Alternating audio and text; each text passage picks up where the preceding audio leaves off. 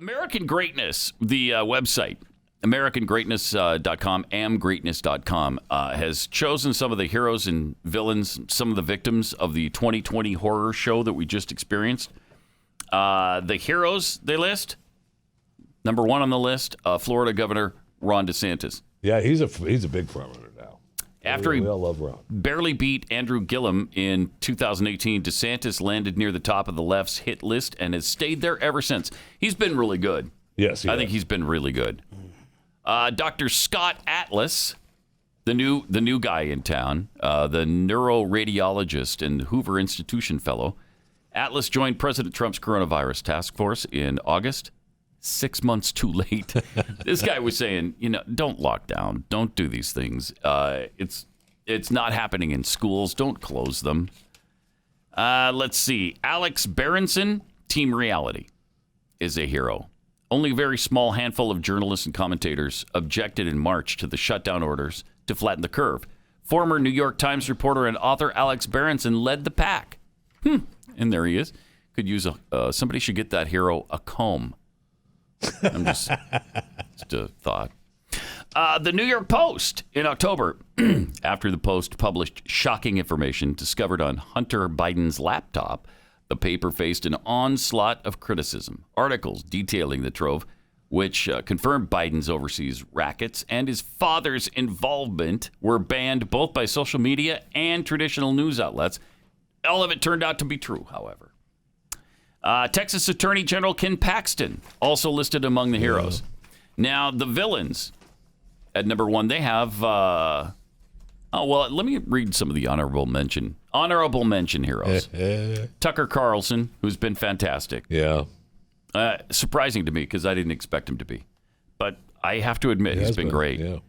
Chef Andrew Gruel. Yeah, he's been great. I don't know who Chef Andrew Gruel is. He's been great California chef, and he's been a big proponent of not locking down and restaurants opening and fighting and raising money for restaurants and restaurant workers. He's been great. All right. Yeah, he pushes back when you go after him, too.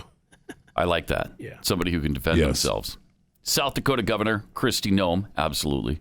Senator Rand Paul, the only person on the face of the planet who cares about the deficit. He's the only one, who cares about spending. He is the only one. He's it.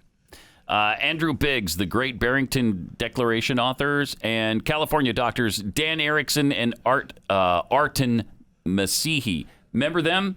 They were early on in talking about hydroxychloroquine. They used it in their treatments of like 3,000 patients, and it worked for them virtually every time. And how dare they talk about it? And they've been persona non grata in the medical field ever since. The villains, according to AmericanGreatness.com. New York Governor Andrew Cuomo. I mean, he stands alone right at the top. That guy is such a dirtbag. And number two, Dr. Anthony Fauci.